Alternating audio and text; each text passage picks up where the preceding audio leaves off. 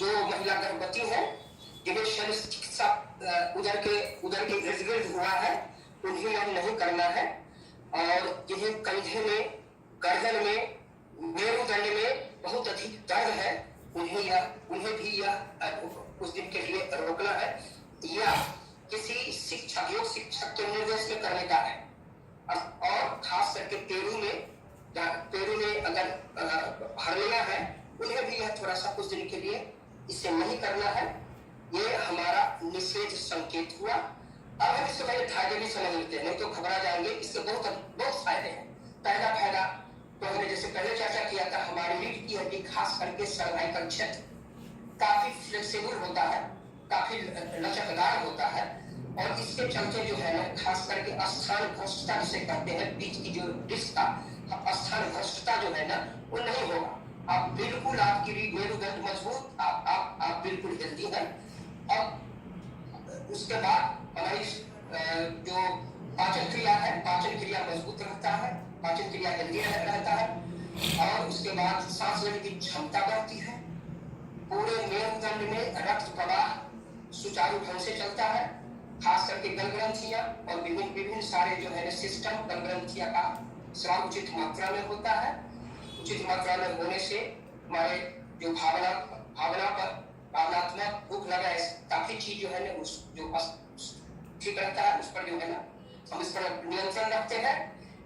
और उसके बाद हमारी मांसपेशियां खास के कंधे की मांसपेशियां वो भी लचकदार होती है।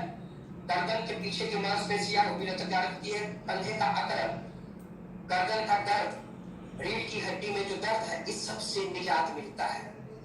और पेट के इर्द गिर्द जो आपकी चर्बी है वो जमा नहीं होगा। आपका पेट बिल्कुल सपाट रहेगा। आपका एक पूरे तरह से आपका शरीर का स्वास्थ्य, सर्वांगीण स्वास्थ्य अच्छा रहेगा।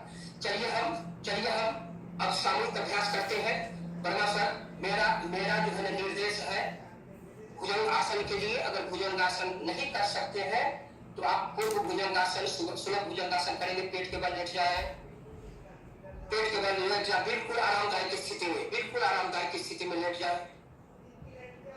बिल्कुल आप बिल्कुल आरामदायक स्थिति में, गर्दन घुमा हुआ है, आंखें बंद है। अब धीरे से आंखें खोलिए, आंखें खोलिए। उसके बाद दाहिना कौपेंद्र में, बाया कौपेंद्र में, दाहिना हाथ शरीर के बाजू में, बाया हाथ शरीर के बाजू में, और अपना कपाल रखिए जमीन पर। दोनों हाथ पहले बाया then दाहिना मोड़िए। चेहरे में एकदम शरीर के पास होना चाहिए। और आपका तलहथी छाती के पास, अंगूठा निपुण की तरफ, चारों उंगली एक साथ। आप गर्दन के पीछे के मांसपेशियों से आप धीरे धीरे नोज को, नाक को रब करिए, ठुड्डी को रब करते हुए नाभि तक अपने धड़ को उठाने का प्रयास करें। नाभि को, हाँ, वेरी गुड। अपनी क्षमता के अंदर ही रहे। आंखें बंद कर ले। प्राणायाम तृतीय का अभ्यास कीजिए। और सहज भेदात्मक शिथिलता जहां तक संभव हो सके इसे आप मेंटेन रख सकते हैं। आसन से बाहर आने के लिए धीरे से पहले प्राण धारणा से बाहर आइए, अपने आंख खोलिए, अपना ध्यान शरीर की तरफ लेके जाइए, और धीरे धीरे स्थिति में पहले ठुड्डी आएगा, उसके बाद नाक आएगा, उसके बाद अपना कपाल आएगा। Very good. और उसके बाद लेफ्ट हैंड को सीधा करें, शरीर के बाजू में लेके आ जाए। राइट हैंड को सीधा करें, शरीर के बाजू में लेके आ जाए। गर्दन दूसरी तरफ घुमा दें। उसके बाद अपने लेफ्ट हैंड को रिलैक्स कीजिए, बाया हाथ को रिलैक्स करें, दाहिना हाथ को रिलैक्स करें, और अंत में बाया पांव और दाहिना पांव एड़ी अंदर, पंजे बाहर, पूरे तरह का शरीर आप आरामदायक स्थिति में आ गए। ये सर 20 मिनट हो गए। ओके, चलिए अब हमने अभी तक क्या देखा? उठ के बैठ जाए वर्मा सर। हमने अभी तक देखा जो यह आसन कहाँ से शोध किया गया है और क्यों किया गया है। इसलिए किया गया है जहाँ हमारी रीढ़ की हड्डी, मेरुदंड स्वस्थ रहे। उसके बाद हमने देखा इसका शारीरिक संरचना, क्रिया प्रणाली पर जो है ना कहा किस तरह का प्रभाव पड़ता है, खासकर स्थानीय प्रभाव। उसके बाद हम आसन में किस तरह से जाते हैं, नवगत तरीके से तकनीकी को देखा। उसके बाद हमने देखा इसके शरीर प्रदर्शन, और शरीर प्रदर्शन में होने वाली गलतियां, संभावित गलतियां, उसका सुधार भी मैंने देखा, और पूर्वाभ्यास भी मैंने देखा बहुत अच्छी तरह से। उसके बाद हमने देखा जो हाँ, ये इसमें जो गलतियां होती है हम गलतियां न करें।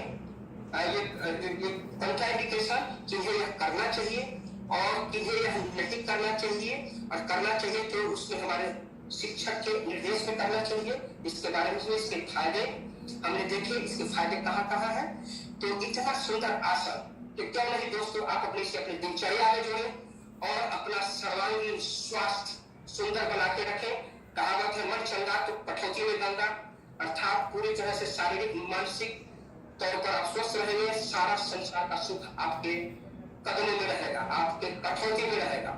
अतः आपसे मेरा निवेदन है इस बेहतरीन योगाभ्यास को दैनिक दिनचर्या में जोड़े। Thank you very much.